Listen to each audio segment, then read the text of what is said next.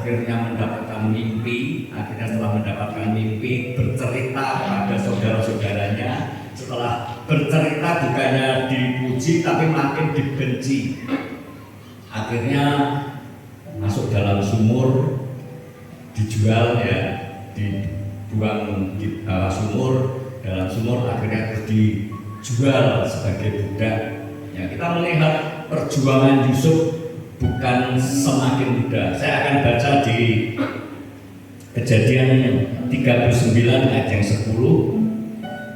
Kalau kita lihat ya dari ayat yang ke-10, walaupun dari hari ke hari perempuan itu membujuk Yusuf, Yusuf tidak mendengarkan bujukan itu dan untuk tidur di sisinya dan bersetubuh dengan dia. Artinya apa? Kalau saudara lihat kronologi cerita daripada Yusuf, Yusuf ini adalah orang yang disertai Tuhan. Ya. Keberhasilan Yusuf, ya, bagaimana Yusuf mengalami terobosan yang di masa sulit. Saya bisa melihat kalau saya ceritakan kronologinya tadi, di mana mengalami penderitaan, dijual sebagai budak, ya, bahkan berakhir di dalam penjara, mengalami pergumulan hidup yang berat. Tapi kita melihat bagaimana Yusuf bisa mengalami terobosan di masa yang sulit. Demikian juga kita saat ini. Kita saat ini juga mengalami kehidupan yang di masa sulit. Bagaimana kita mengalami terobosan? Ayat yang ke-10 tadi dikatakan, adapun Yusuf, walaupun Yusuf dari hari ke hari perempuan itu membujuk Yusuf, Yusuf tidak mendengarkan bujukannya itu untuk tidur di sisinya dan bersetubuh dengan dia. Artinya apa? Bahwa rahasia keberhasilan Yusuf adalah kombinasi antara penyertaan Tuhan dan karakter yang dimiliki Yusuf. Ya, ini kuncinya, saudara. Rahasia keberhasilan Yusuf adalah kombinasi antara penyertaan Tuhan dan karakter yang dimiliki Yusuf. Berarti antara kombinasi antara penyertaan Tuhan dan karakter yang dimiliki Yusuf. Coba kalau Yusuf ini nggak takut akan Tuhan, terus dia berselingkuh dengan istri Potifar, saya percaya ceritanya ini akan lain, saudara. Ya, ini ceritanya akan lain. Tapi kita melihat Yusuf mempertahankan karakter sehingga dia mengalami terobosan di masa sulit. Dia mempertahankan karakter. Ya, kalau saudara lihat lagi di Ayub, ya kita bandingkan ya. Ayub, kalau saudara dibaca di Ayub 1 ayat yang ke-8, ya, waktu itu iblis sedang berjalan-jalan, ya, dikatakan, kamu tahu nggak hambaku Ayub? Dikatakan orang yang saleh, orang yang benar, orang yang takut akan Tuhan. Ya, itu karakternya, karakter Ayub, orang yang saleh, orang yang takut akan Tuhan, ya, orang yang benar. Terus akhirnya apa? Iblis bisa, ya Tuhan, yang dia itu kamu memberkati, memberikan payung perlindungan. Ada yang ke-9, 10, kalau saudara bisa baca. Ya Tuhan, kamu apa? Ayub kau berkati, kau jagai, kau berikan payung perlindungan sehingga mereka takut akan Engkau, sehingga mereka ini apa? Tidak menyimpang, dia tetap percaya kepada Allah. Coba kalau hartanya itu kamu ambil, semua yang dimiliki itu ambil, pasti dia akan mengutuki Tuhan. Ini pernyataan iblis, ini rahasia kuasa apa ilahi, ya, dikatakan. Dia menceritakan bahwa ini kunci, bahwa karakter yang baik itu menentukan terobosan dalam kehidupan kita. Ya, kadang-kala kita nggak pungkiri, kita ini seringkali fokusnya ini pada berkat. Ya, kalau kita mengalami berkat itu senang, ya. Masalahnya sekarang ini kebanyakan orang lebih menekankan berkat, ya, lebih menekankan akan penyertaan Tuhan, tapi mengabaikan betapa pentingnya karakter di hadapan Tuhan. Penyertaan Tuhan aja tidak cukup, dibutuhkan karakter yang benar. Ya, artinya apa? Untuk kita ini mengalami terobosan itu kita harus persiapkan. Kalau mungkin ada ayat katakan kasih karunia itu membuat, ya itu bonus, tapi harus ada bagian kita yang kita kerjakan. Ya, Ya seringkali kita inginnya diberkati Tuhan, penyertaan Tuhan kita mau, tapi kita tidak mau mengerjakan bagian kita. Pagi hari ini kita mau belajar bagaimana kita ini memiliki karakter yang baik di hadapan Tuhan, sehingga kita ini mengalami terobosan di dalam Tuhan. Ya kita juga melihat bagaimana Musa itu di dalam perjalanan hidupnya, waktu umur 1 sampai 40 tahun, dia ini hidup di dalam didikan Mesir dari Firaun. Dia dididik di dalam kemiliteran, dari segi ilmu dia diberikan semua, sudah merasa yang paling top. Zaman itu di Mesir adalah pendidikan yang paling top. Ya, Musa dididik di Mesir, dan Musa ini mengalami pribadi yang hebat. Setelah keluar 40 tahun, dia melihat ada tentara, orang-orang Israel dianiaya oleh tentara Mesir. Dia marah, dia bunuh tentara itu. Setelah itu dia mengalami ketakutan karena ada orang yang tahu. Akhirnya dia bersembunyi. 40 tahun kedua dia mengalami ujian karakter, pembentukan karakter. 40 tahun sampai 80 tahun dia dibentuk karakter yang menjadi karakter orang yang lemah lembut. Coba kalau dia tidak dibentuk karakternya, dia hidup memimpin bangsa Israel, kalau dia Tuhan izinkan tanpa pembentukan karakter di padang gurun, saya percaya Musa ini gampang emosi. Karena apa? Bangsa Israel adalah bangsa yang tegar tengkuk, suka menggerutu, suka ngomel kepada Tuhan, suka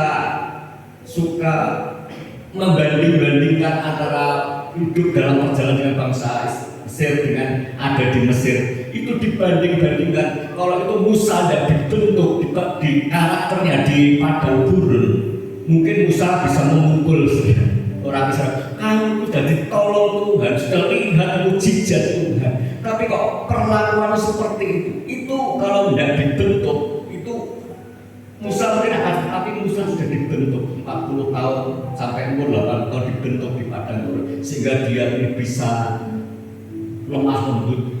Ya, bagaimana kita melihat perjuangan Musa itu dibentuk karakternya sehingga dia mengalami terobosan-terobosan yang luar biasa. Demikian juga dalam kehidupan kita. Ya, bagaimana orang mengalami terobosan di masa yang sulit ini. Ya, demikian juga mengapa kita belum mengalami terobosan. Mungkin Bapak Ibu sudah seperti saya juga ada. Saya sudah sungguh-sungguh kepada Tuhan, saya sudah bergereja, saya sudah aktif FA. Mengapa kok belum mengalami terobosan? Ya, ada orang yang waktu mengalami kesulitan, tertekan, miskin, kehidupannya masih rendah, imannya itu begitu kuat, saudara. Rajin berdoa, rajin menyembah Tuhan. Tapi waktu mulai diberkati Tuhan, imannya mulai kendor, saudara. Ini kadang-kadang Tuhan punya statement seperti kalau itu tak berkati anaknya bukan semakin giat tapi semakin kendor. Ya, ada statement ya yang bagus dari Stephen Tong, katakan orang waktu miskin imannya itu kaya, tapi waktu kaya imannya mulai miskin. Ya. Lagi Ahok itu berikan pernyataan, kalau ingin menguji karakter seseorang, berikan jabatan, mereka akan tahu fakta aslinya. Ya, artinya apa? Karakter itu begitu penting di dalam kehidupan kita. Ya, kadang-kadang karakter ini begitu penting di mata Tuhan. Ya, ya dari statement di atas kita mau belajar bahwa Tuhan belum memberikan jawaban, belum mengalami terobosan karena apa? Kita ini memiliki karakter-karakter yang belum teruji. Bagaimana karakter yang dimiliki Yusuf sehingga Yusuf ini mengalami terobosan? Ya, kita melihat pertama yaitu integritas. Yusuf memiliki integritas yang tinggi. Ya, integritas yang melakukan yang benar meskipun tidak dilihat orang. Saya itu di gereja ada seorang yang memang agak pikirannya agak berkurang sedikit gitu sebenarnya. Kalau ada kalau tidak ada orang itu duduk santai gitu. Tapi begitu ada Bu Gembala, dia langsung ambil sapu sudah, pura-pura nyapu gitu sudah, pura-pura nyapu. Gitu. Saya pikir dalam itu bukan Orang itu aja, banyak orang-orang dunia seperti itu. Kalau ada bos itu wah berusaha giat kerja, tapi begitu ada bosnya, tidak ada bosnya, dia mulai mainan HP, santai gitu. Ya Pak ya, di sini tidak ada ya Bapak Ibu ya, di Blora banyak aja.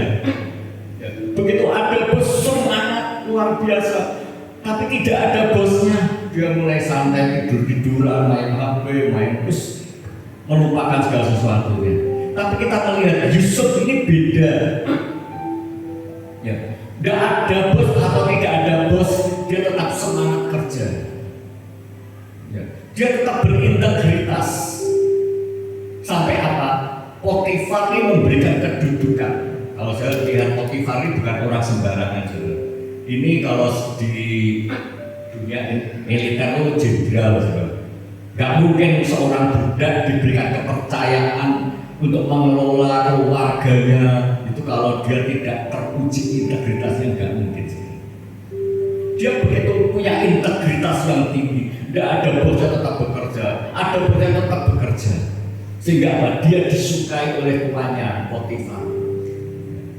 Dia memiliki integritas. Ya, selain kita melihat bagaimana integritas itu dapat dipercaya. Ya, waktu Yusuf menjadi budak, ya, dia ini dipercaya menjadi apa? PBB, apa saudara? Pemimpin budak-budak. Ya, waktu jadi budak dia jadi pemimpin budak-budak. Waktu di rumah Potifar dia diberikan kekuasaan leluasa untuk mengatur seluruh rumahnya. Dia dipercaya. Ya. Waktu di penjara, ya kita baca di Kejadian 39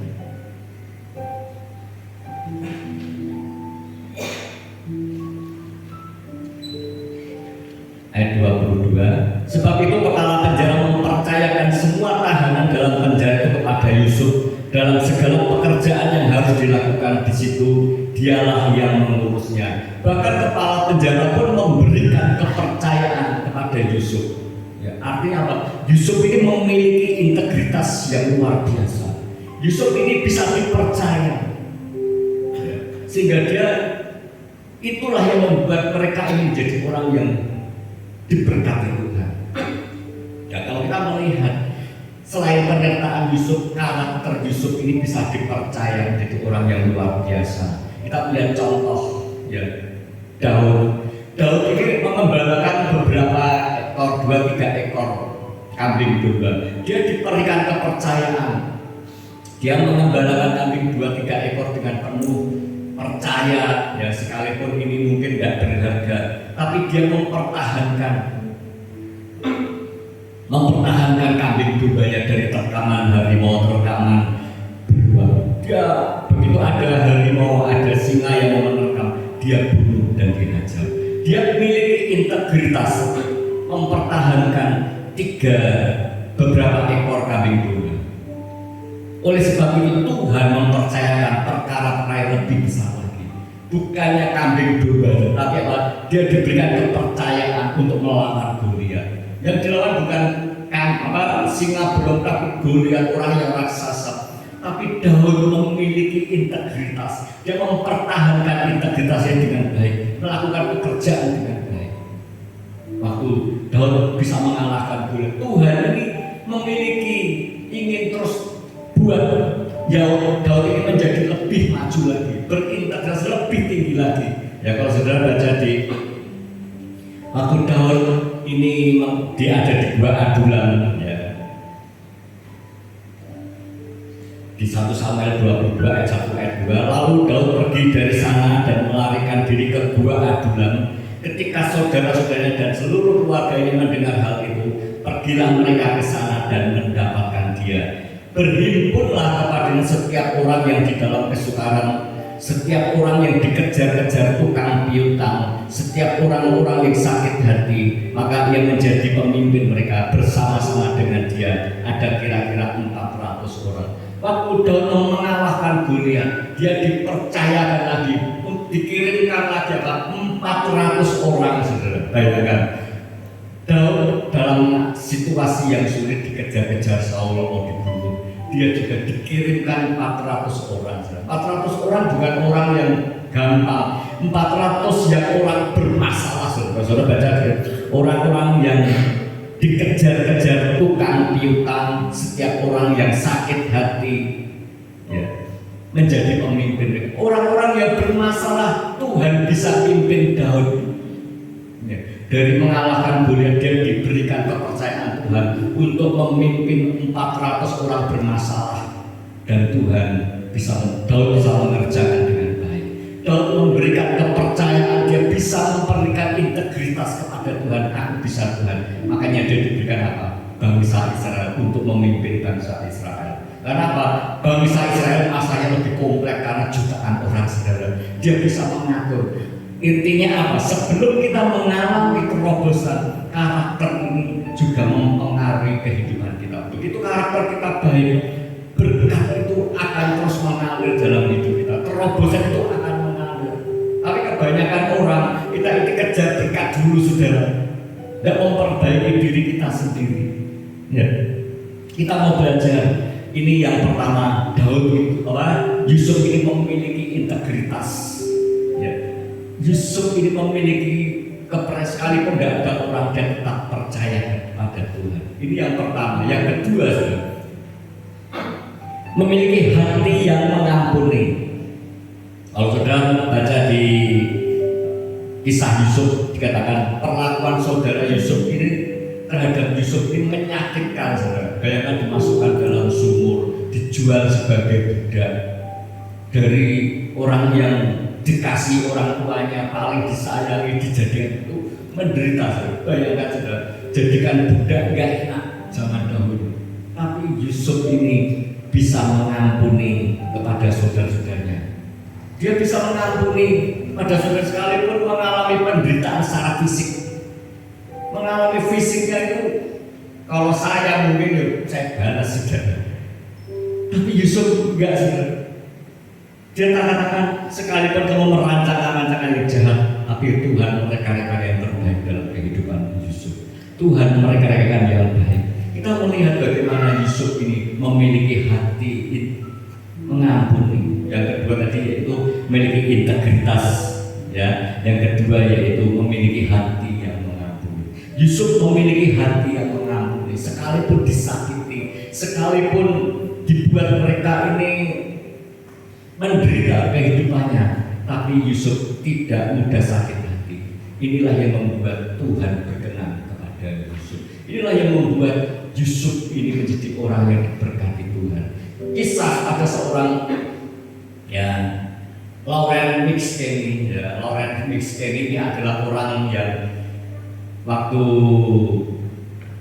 ditangkap karena tuduhan memperkosa, ya, dan merampok di apartemen. Lawrence McKennie ini akhirnya dituduh melakukan perbuatan jahat, itu merampok dan memperkosa, akhirnya dimasukkan dalam penjara. Waktu dimasukkan dalam penjara itu sudah sekitar 31 tahun. Mungkin ada yang bisa dibacakan, dilihat ya, Lawrence McKennie. Ya, dia, nah ini gambarnya. Dia 31 tahun dimasukkan dalam penjara. Tapi waktu hampir 31 tahun, dia diuji ulang, diotopsi, orang yang meriksa, dites DNA-nya kembali, sperma yang ada di kasur diambil sampelnya, dites ulang DNA-nya. Ternyata DNA yang memperkosa dan merampok ini tidak sesuai dengan DNA McKennie ini. Akhirnya Lawrence McKennie dibebaskan dalam penjara 31 tahun. Sekalipun Lawrence McKennie dihukum sanksinya itu 115 tahun, tapi baru menjalani 31 tahun akhirnya dibebaskan karena tidak terbukti melakukan pemerkosaan. Orang yang melakukan pemerkosaan, yang korban salah tangkap di Amerika itu bisa minta tuntutan ganti rugi kepada pemerintah itu dengan maksimal tuntutan itu 1 juta US dollar. Kalau 31 tahun mendapatkan 1 juta, kompensasi 1 juta US dollar kalau dikurskan dengan dolar 15.000 itu 15 miliar, saudara. Wah itu ya wow, luar biasa ya, itu bisa mengganti rugi. Tapi begitu tuntutannya Lawrence Meskin ini mengajukan tuntutan, pemerintah tidak memberikan, tidak mengabulkan tuntutan ini, hanya diberikan 75 US dollar. 75 US dollar itu kalau dikurs rupiah dengan 15.000 itu cuma 1.125.000. Begitu di ACC kompensasinya hanya 1.115.000. Lawrence Miskin ini ada orang-orang wartawan, ada orang-orang pengacara yang lain. Jangan mau tuntut lagi pemerintah, ajukan banding lagi. Akhirnya apa? Lawrence Miskin ini enggak sudahlah, saya terima. Karena apa? Justru di dalam penjara aku menemukan Tuhan Yesus dalam hidupku. Waktu aku di penjara, aku menemukan pribadi, aku berdoa dan Tuhan hadir. Waktu kalau mungkin aku tidak di penjara, aku tidak menemukan Tuhan. Tapi waktu aku di penjara, aku menemukan Tuhan dan Tuhan hadir di dalam hidupku. Bukan itu saja, waktu aku di penjara, aku punya sahabat pena. Aku sedang berkirim surat kepada sahabat penaku. Dan di situ aku menemukan istri yang terbaik. Itu pengakuan daripada Lawrence ini.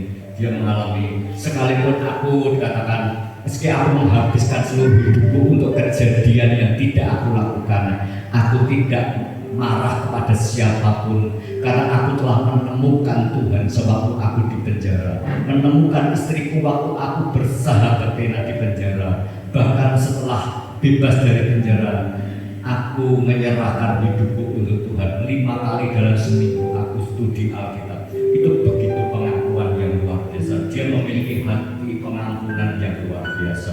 Itulah yang membuat Lawrence Miskin menjadi orang yang berkati. Mungkin Bapak Ibu gampang loh mengampuni itu, tapi sulit untuk melakukannya, ya saudara. Ngomongnya gampang, tapi untuk mempraktekkan itu sulit, saudara. Contoh lagi dari banyak contoh ya. Saudara lihat Joyce Meyer. Waktu umur 12-13 tahun, dia mengalami pelecehan seksual oleh orang tuanya sendiri, saudara. Mengalami pelecehan seksual oleh orang tuanya sendiri. Bahkan dia waktu mulai umur 13 sampai remaja sudah diperkosa ayahnya 200 kali. Bayangkan, saudara. Masih gadis remaja diperkosanya 200 kali. Itu kalau 1 kali pemerkosaan sudah kecewa, ini berkali-kali. Saya bayangkan masa depannya Joyce Meyer ini merasa hancur, sudah tidak ada harapan lagi. Harapannya sudah musnah. Bayangkan sudah 200 kali diperkosa orang tuanya sendiri. Dia mungkin sudah pasrah. Kalau mungkin saat ini mungkin banyak orang yang bunuh diri, sudah kalau mungkin daripada bunuh diri aja. Tapi enggak, Joyce Meyer ini waktu dia baca firman Tuhan, dia kembali kepada Tuhan. Tuhan hadir dalam pergumulan hidup daripada Joyce Meyer. Tuhan hadir waktu mengalami kesusahan, tidak ada harapan, tidak ada masa depan yang merasa suram. Tapi begitu dia datang kepada Tuhan, Tuhan memberikan harapan yang baru. Ampuni ayah. Enggak mudah loh, saudara, mengampuni orang tua yang sudah merkosa 200 kali, mengampuni. Enggak mudah, saudara. Saudara bisa bayangkan, mudah apa enggak, saudara? Kalau saudara bisa lihat di nanti memori di biodatanya dari James, saya akan bisa menemukan. Enggak mudah, saudara, bisa mengampuni. Tapi Joyce Meyer mengampuni. Waktu mengampuni, dia mengalami berkat pemulihan dari Tuhan. Dia dipulihkan hidupnya. Dia diberkati Tuhan. Dia hanya melayani 25 orang untuk diinjili untuk terima percaya Tuhan. Dengan 25 orang ini, Joyce Meyer berkembang menjadi pembicara berskala internasional. Amin, saudara. Kunci kita adalah untuk mengampuni. Memang enggak mudah, saudara, karena saya juga melakukan, saudara. Saya pernah, bukan saya ini ngomong ini enggak ngalami, saya juga pernah ngalami, saudara. Saya pernah nolong seseorang, saya bantu. Ya, saya kerjaan, saya bantu, enggak punya kerjaan, saya bantu. nggak punya tempat toko, saya kontrakan. Tapi begitu dia menikam saya dari belakang, saudara, kecewa, tapi saya belajar untuk melupakan, saudara.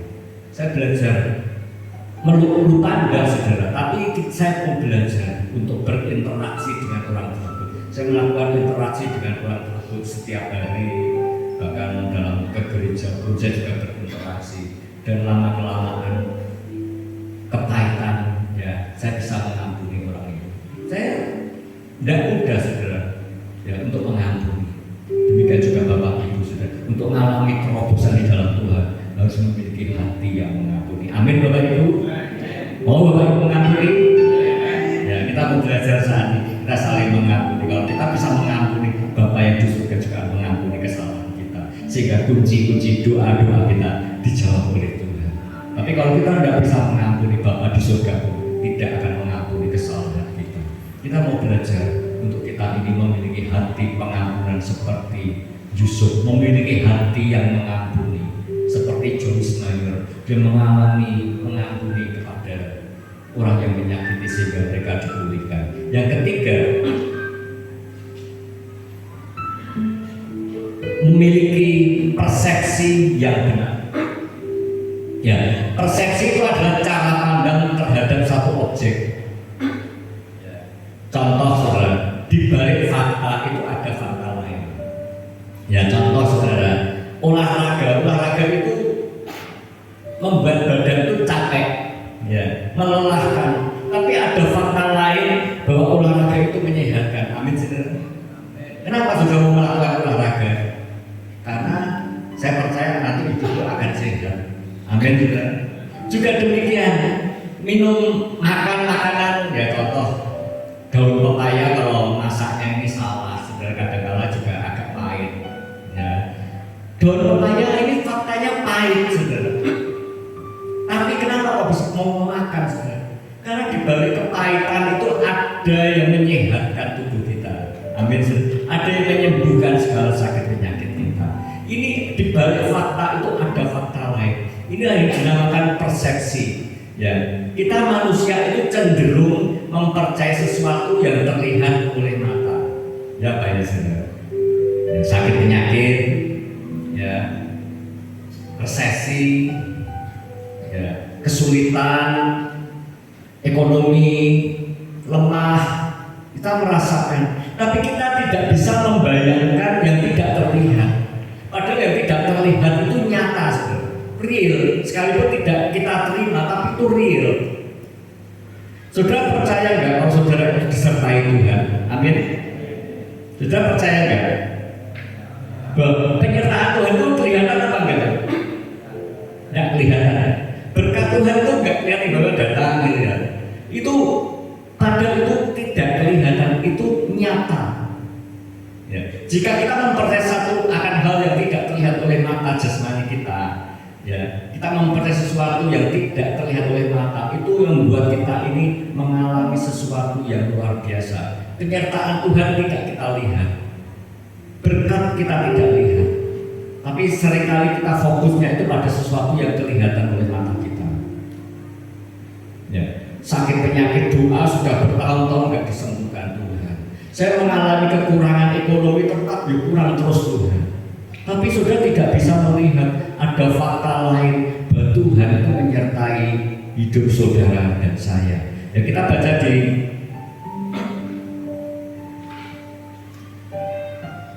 Mazmur 34 ayat 8. Dikatakan malaikat Tuhan berkemah di sekeliling orang-orang yang takut akan Dia, lalu meluputkan mereka. Saudara percaya bahwa malaikat Tuhan berkemah di sekeliling saudara? Amin, ya. Yang takut akan Dia dan lalu meluputkan mereka. Saya kejadian waktu lengsernya Pak Harto tahun 1998. Itu di Blora juga mengalami kerusuhan akibat krisis pupuk, saudara, sehingga terjadi kerusuhan dan jalan di mana-mana. Ya. Waktu terjadi kerusuhan itu, ruko saya itu dekat di paling pinggir. Dan di paling pinggir itu ada lorong, itu tanah kosong itu, ya. Itu banyak kursi panjang, bakal warung itu kan ada kursi panjang gitu ya. Ditaruh di situ karena di depan saya itu ada penjual warung nasi gitu. Kalau sudah selesai ditaruh di samping gitu. Nah, waktu terjadi kerusuhan 98 itu toko sebelah saya itu digedor pakai kursi panjang itu dipukul gitu sudah. Dipukul optik citra ya, dipukul, akhirnya apa? Pintunya jebrol sudah. Untungnya pintunya itu rangkap dua sudah. Begitu jebrol nggak dilanjutkan, kursinya ditaruh situ. Coba padahal itu yang sebelah kursi itu toko saya. Kenapa kok nggak toko saya? Kok sebelahnya lagi situ? Kalau mungkin toko saya sudah jebrol sudah, oh cuma satu pintu. Ya itu saya percaya bahwa penyertaan Tuhan itu ya kan. Sekali itu tidak terlihat, tapi itu nyata. Pernah satu kali saya itu dari gudang mau pulang ke rumah, tas saya itu jatuh. Tas saya itu jatuh, ada uangnya 50 juta. Waktu tas saya jatuh, saya tidak tahu. Itu saya baru tahu kalau tas saya hilang itu 3 jam berikutnya. Begitu saya cari tas, ada notanya, mau saya lihat notanya kok tidak ada. Saya mulai bingung, saya cari di rumah nggak ada. Akhirnya saya cari tas itu muter-muter sebenarnya, muter-muter nggak ketemu. Saya sampai naik sepeda motor, saya jalani lewati ulang kembali antara gudang sampai rumah, nggak ketemu sudah. Terus hati saya pas uang saya 50 juta hilang ini. Uang 50 juta saya pasti hilang. Ternyata waktu itu saya ingat tuh ada HP saya di situ. Saya telepon. Begitu ditelepon nggak diangkat, wes hati saya hilang sampai duit 50 juta hilang lagi nggak plus. Tak telepon lagi 2 kali nggak diangkat. Ketiga saya angkat lagi, telepon lagi baru diangkat. Begitu diangkat, saya telepon, ini siapa ya? Saya Ulin Pak, rumahnya itu 10 kilo dari rumah saya. Saya loh berarti Mas Ulin yang menemukan tas saya ya? Iya Pak. Begitu saya melihat tas Bapak jatuh, saya ambil, saya keploki gitu loh Pak. Biar Bapak boleh, ternyata nggak boleh. Saya ambil, saya kira tas sekolahnya Bapak. Begitu saya buka tasnya itu ada uangnya Pak. Begitu saya lihat uangnya banyak itu saya langsung menggiring bilang gitu Pak. Karena 50 juta baru saya banyak Pak. Akhirnya begitu saya menemukan tas Bapak, saya langsung pulang Pak. Menemukan tas Bapak, saya langsung pulang. Begitu saya pulang, Bapak telepon tadi itu, terus akhirnya begitu dia itu cerita dari setelah saya ketemu dengan dia. Setelah ketemu dengan dia, ceritakan kamu kerja di mana, di dekat jembatan. Oh iya, akhirnya saya kasih tip lah buat dia, saya ganti. Waktu saya ketemu dengan orangnya itu padahal rumahnya ini belum ada keramiknya sih. Keramiknya ini belum punya, cuma peluran aja ya. Terus kusen-kusennya ini kacanya tidak ada, baru rangkanya sudah ada semua, tapi kacanya tidak ada. Itu batinku 50 juta belum bangun tuku keramik zaman dahulu ya mungkin sudah dapat sudah ya Pak Edi ya. Ya itu sekitar 10 tahunan yang lalu ya. Itu keramiknya untuk kusen itu sudah lengkap sudah jadi. Setelah itu cerita terus akhirnya dikembalikan tas saya, tak kasih tip. Selang beberapa hari ada karyawan saya itu kenal dengan toko yang di karyawannya toko pemiliknya itu cerita antar karyawan, kowe itu goblok ya, bahasa Jawa, goblok ya. Coba niki kan mulai langsung tasmu kok trimo gono mulai kono kanca-kanca dibagi lah penak. Ya, kowe kok langsung mulai goblok kan kowe iku. Coba aja kowe mulai langsung kono kanca-kancamu mungkin mlebu omah, mlebu kantor dibagi. Itu kalau bukan penyertaan Tuhan gak mungkin. Itu saya melihat bahwa penyertaan Tuhan begitu ajaib, begitu luar biasa. Sekalipun tidak terlihat oleh mata kita, tapi penyertaan Tuhan itu real dan nyata dalam hidup kita. Amin saudara. Kita jangan melihat. Mungkin saat itu saudara merasa aku masih sakit Pak. Percaya, ya, Tuhan pasti akan menjawab doa saudara. Ya. Milikilah Jangan percaya, jangan melihat sesuatu yang dilihat oleh mata, tapi milikilah iman percaya kepada Tuhan. Kita melihat contoh kesaksian, ada perenang namanya Lawrence,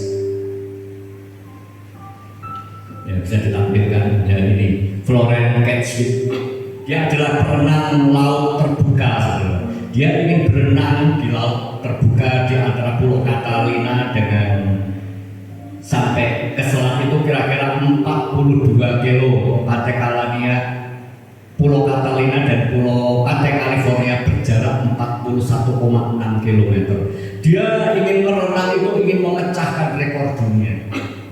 Karena belum ada perenang-perempuan yang memecahkan rekor menyeberangi selat Pantai Pulau Catalina dan California. Belum ada orang bisa memecahkan itu. Kalau pria sudah banyak, tapi yang perempuan belum ada. Dia mulai untuk belajar, untuk ingin memecahkan rekor dunia. Akhirnya dia dengan tim, ada dua tim perahu yang mendampingi mereka, mendampingi ini Florence ini berenang, mendampingi. Waktu dia sedang berenang selama 15 jam, ya, dia melihat ada kabut yang tebal yang menutupi di depan. Dia melihat ada kabut tebal. Waktu dia mau berenang lagi semakin dalam, kabutnya semakin gelap, tidak kelihatan. Begitu dia semakin gelap, semakin tidak kelihatan, jarak 1 meter aja tidak kelihatan. Melihat oleh ke kanan ke kiri tidak ada perahu yang mendampingi. Dia mulai panik sih. Dia mulai takut, mulai khawatir. Jangan-jangan saya nanti tersesat lebih jauh. Jangan-jangan nanti saya melencengnya semakin jauh. Ya. Begitu ketakutan, dia tetap bertahan sampai 1 jam. Tetap berenang, bertahan dalam situasi gelap, kabut, tertutup dan lihat kemana-mana. Pikirannya, ketakutan itu muncul di dalam dirinya, sehingga dia akhirnya 1 jam berenang dia menyerah. Karena apa? Takut kesasar lebih jauh, melenceng lebih jauh. Akhirnya dia berteriak minta tolong, tolong. Ya. Akhirnya apa? Kedua perahu dengan sekejap akan mendatangi mereka. Oh, kamu masih ada di sebelahku ya? Iya, sekalipun kamu bilang aku masih ada mendampingi kamu, tapi aku tidak melihat. Setelah dia naik ke perahu, hanya kurang dari 1 mil, sebenarnya sudah sampai garis finish. Begitu dia perahu, kok kurang cerdas loh, kurang 1 mil sudah sampai Pantai California. Aku kok menyerah ya? Dia kecewa. Aku kalau sudah berenang sudah 16 jam. Dia kecewa, kok getun ya, kurang 1 jam kok gak diteruskan. Akhirnya 4 bulan berikutnya dia mengulang lagi, dia mulai berenang lagi. Berenang, dia panggil tim lagi, 2 perahu mendampingi. Waktu itu musim penghujan ya. Waktu dia berenang 15 jam berenang lagi, tiba-tiba kabutnya makin gelap daripada yang lalu. Kabutnya semakin gelap, semakin menutupi. Tapi dia tetap berenang, tetap fokus ke depan. Dia tetap berenang, akhirnya sampai garis finish. Setelah ditanyai dengan mewawancarai orang-orang, kenapa kok kamu yang dulu gagal, sekarang kok bisa menyelesaikan? Karena aku tidak melihat kabutnya, tapi aku gunakan mata imajinasiku melihat bahwa di bibir pantai ini ada keluargaku yang sudah menunggu aku. Di bibir pantai itu sudah ada tim pencatat rekor yang siap mencatat rekor saya. Saya melihat orang-orang teman saya sudah bersorak-sorai menunggu kedatangan saya. Saya gunakan mata iman saya, mata imajinasi saya, Pak. Saya tidak melihat kabut yang gelap. Saya tidak melihat kabut yang gelap itu menutup, tapi saya melihat dengan mata imajinasi saya. Sehingga saya melihat saya bisa menyelesaikan dengan baik. Ya, dari pengalaman ini kita mau belajar. Jangan melihat apa yang menjadi persoalan kita. Jangan pandang persoalan kita melebihi kapasitas kemampuan kita sendiri. Kalau sudah melihat masalah, sudah fokusnya pada masalah, saudara pasti akan mengalami ketakutan. Saudara pasti akan mengalami ketakutan, kekhawatiran. Masuk bisa ya aku ya? Bisa enggak ya aku ya bangkit? Bisa enggak aku ya sembuh ya? Bisa enggak aku pulih ya? Kalau saudara punya pikiran demikian, bagi saudara masih ragu-ragu akan janji Tuhan, milikilah persepsi yang benar, cara pandang yang benar bahwa Tuhan sudah menyediakan berkat kesembuhan 2000 tahun yang lalu. Tuhan sudah memikul sakit penyakit kita 2000 tahun yang lalu. Tuhan sudah memberikan kesembuhan untuk saudara dan saya. Sakit kesengsaraan kita, penderitaan kita, kemiskinan kita sudah Tuhan lakukan di atas kayu salib 2000 tahun yang lalu. Bagian saudara percaya, saudara menerima berkat yang luar biasa. Saya dalam hal ini juga mengalami saudara. Saya itu anak saya sudah 4 tahun menikah, belum dikaruniai anak saudara. Waktu 4 tahun belum diberikan karunia anak, saya ini mulai gimana? Bimbang, ragu, bisa enggak ya? Apalagi tahun ini sudah anak saya ini, Pak, aku nanti gak bisa punya anak, Pak, aku mau pergi ke Pinang, mau berobat di sana, Pak, sudah menyiapkan anggarannya supaya, karena dari di Pinang ini ada teman-temannya yang berhasil. Aku mau ke Pinang, jangan saya doa Tuhan, percaya Tuhan. Saya mulai gunakan mata imajinasi saya mulai percaya kepada Tuhan. Suatu saat waktu saya sedang mesong di tempat teman gereja, ya, dia waktu saya mesong ngobrol dengan full-timer. Waktu ngobrol dengan full-timer dikatakan, Pak Agus, cucunya berapa? 1, padahal belum punya cucu. Cucunya berapa? 1. Laki apa perempuan? Laki. Istri saya, Bu, gak jauh dibujui, belum punya cucu. Saya itu tiba-tiba bisa ngomong gitu sih. Saya kalau ada anak sekolah umur yang kecil gitu, saya imani, saya gendong foto saya. Saya imani itu kejadian sudah 6 bulan yang lalu. Saya imani dengan mata iman kami, dengan percaya, aku pasti akan gendong cucu, pasti akan gendong cucu. Ya. Waktu kemarin, ya bulan Juli itu Agustus saya diberikan informasi dari anak saya, ya. Pak, aku tadi dites garisnya sudah 2, Pak. Sudah 2. Terus ojo ke susu mengakek 1 bulan. Terus nanti bulan kedua setelah dicek lagi ke dokter, akhirnya diperiksa di USG, sudah berdenyut jantungnya, Pak, sudah ada, Pak, sudah sehat katanya. Nah, puji Tuhan. Kita mau belajar harus memiliki mata iman, saudara. Pandang saudara, jangan pandang persoalan melebihi kapasitas kekuatan kita. Pandang iman bahwa Tuhan yang lebih besar, Tuhan yang lebih sanggup menyelesaikan masalah buat saudara dan saya. Amin. Ya, kita mau belajar dari ketiga hal ini. Bagaimana Yusuf diberkati Tuhan. Yusuf memiliki integritas, bisa dipercaya. Kita masing-masing, kita jemaat memiliki integritas. Kita masing-masing setiap jemaat memiliki potensi di dalam kehidupan kita. Saya pun dulu di dalam melayani waktu belajar beribadah di Betani, saya itu dari keadaan nol tidak bisa apa-apa, saudara. Sungguh aja tidak bisa apa-apa. Tapi saya mau terus belajar. Dan waktu kita mau belajar, mau ambil komitmen, aku mau melayani Engkau Tuhan. Tuhan terus tambahkan potensi yang ada. Saya juga himbau jemaat di Klep, ya, kita setiap jemaat punya memiliki potensi yang ada di dalam kehidupan kita. Jangan kita menjadi jemaat yang biasa. Amin, saudara. Memiliki jemaat yang sungguh-sungguh, yang cinta akan Tuhan. Kalau sudah diberikan potensi, gunakanlah dengan sebaik-baiknya. Karena apa? Tuhan bisa memperbesar kapasitas yang saudara miliki untuk menjadi maksimal, yang lebih lagi di dalam Tuhan. Kita mau belajar ambil komitmen untuk kita ini memiliki potensi yang kita gali. Yang kedua, ya, kita harus memiliki hati yang mengampuni. Memang nggak mudah, saudara, tapi kita mau belajar untuk kita ini memiliki hati yang mengampuni kepada Tuhan, mengampuni pada sesama, supaya kita apa? Kita bisa dipulihkan. Karena kunci kita diberkati Tuhan, kita harus mengampuni. Yang ketiga itu kita harus memiliki persepsi yang benar. Jangan pandang masalah itu melebihi kapasitas kita, tapi pandang Tuhan yang besar, yang ajaib, yang pasti akan menyelesaikan setiap masalah dalam kehidupan kita. Amin.